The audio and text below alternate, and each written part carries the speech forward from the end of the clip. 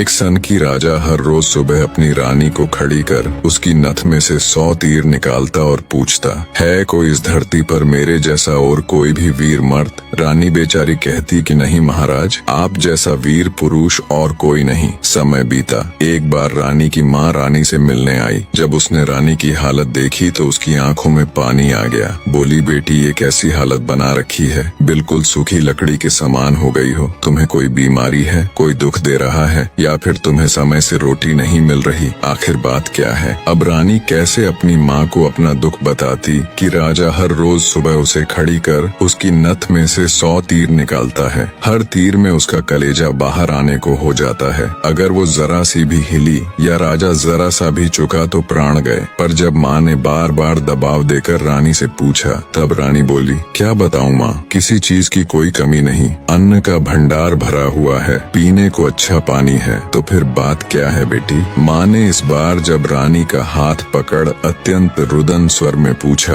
तो रानी टूट गई और अपनी वेदना प्रकट करते हुए कहा, माँ, तुम्हारे जमाई राजा मेरी नाक की नथ में से 100 तीर निकालते हैं, जिससे मेरा हृदय थर थर कांपता है। मेरी तरफ आता हुआ हर तीर मुझे अपनी जिंदगी का आखिरी तीर प्रतीत होता है। यही बात मुझे हर समय अंदर ही अंदर खाए जाती है कि आज तेरा आखिरी दिन है, आज तेरा आखिरी दिन है। बस माँ, इसी चिंता के कारण कुछ भी खाना पीना मेरे हलक से नीचे नहीं उतरता। रानी की माँ ने हैरान होते हुए कहा, ये तुम क्या कह रही हो बेटी, ये कब हुआ? रानी बोली, माँ ये मत पूछो कब हुआ, ये पूछो कब नहीं हुआ। राजा हर रोज सुबह मुझे खड़ी करके सबसे पहले मेरी नथ में से 100 तीर निकालते हैं, उसके बाद ही अपना दिन शुरू करते हैं। बोली, कुछ बोलते भी हैं? रानी बोली, हाँ माँ, कहते हैं। है इस धरती पर मेरे जैसा कोई और मर्द? रानी की माँ कुछ सोचते हुए बोली, बेटी चिंता मत कर, कल वो जब ऐसा पूछे तो कह देना, दुनिया में मर्द बहुत, घर नहीं तो बाहर बहुत, घर से बाहर निकलो शेर को स्वा शेर बहुत। इतना कह रानी की माँ अपनी बेटी से विदाई ले